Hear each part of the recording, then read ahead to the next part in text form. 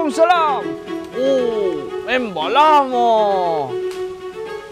Ui, cantik ah. Kebetulan lah. Memang ditakdirkan lah hang balik ni. Memang cantik. Pasal, main dulu, aku pergi menabok di belah Guak Sanggi tu. Nampak? Lepas tu, tabok, lori terjatuh masuk dalam parit. Tayar pecah. Bila kata tayar pecah, tak boleh jalan lah. Kan? Aku nak buat job payah. Lah ni aku nak pinjam kat hang 10,000 supaya aku boleh beli lori baru. 10,000 noh.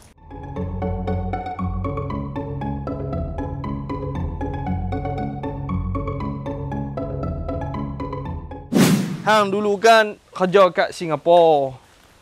Singapura kan banyak pakai USD. Takkan tak boleh ajar. Kan? Oh, sebut pasal Singapura ni. Aku nak cerita kat hang. Macam-macam jadi kat sana. Ada hari tu aku pergi kerja macam biasa. Pergi kerja macam biasa, tengah on the way pergi tu, bos habaq. Ada budak intern nak masuk. Perempuan. Sampai office aku tengok budak tu, dah lah hitam. Tak elok. Huduh. Hei, tak ada apa yang elok lah.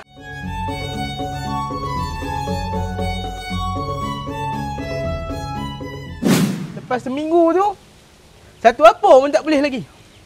Aku geram. Aku bawa dia pergi bilik bos. Aku habaq kat bos. Budak ni tak boleh. Kena berhenti. Dia memang tak guna. Ni cerita dah. Rupanya kawan tu anak bos. Habis lah aku. Sini ya. Habis niat aku gaya nak tukar lori baru. Tapi aku ada teka-teki duk main dalam kepala aku nak habaq kan. Nak tahu tak? Teka-teki apa? Mesti nak tahu. Yang pertama, apa beza gajah dengan binatang lain?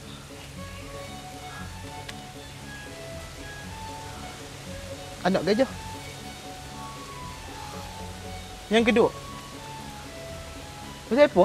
Perempuan tu kalau mati kat Malaysia, tak boleh tanam kat Indonesia. Sebab perempuan tu tak mati lagi. Yang ketiga ni panjang sikit. Ada dua orang penerjun. Yang pertama 50 kilo, yang kedua 70 kilo.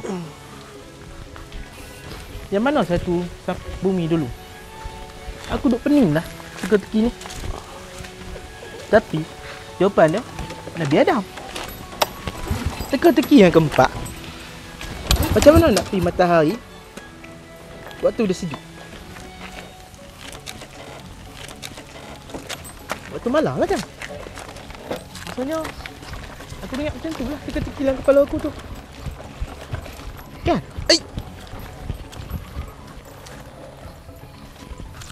Oi, motor aku!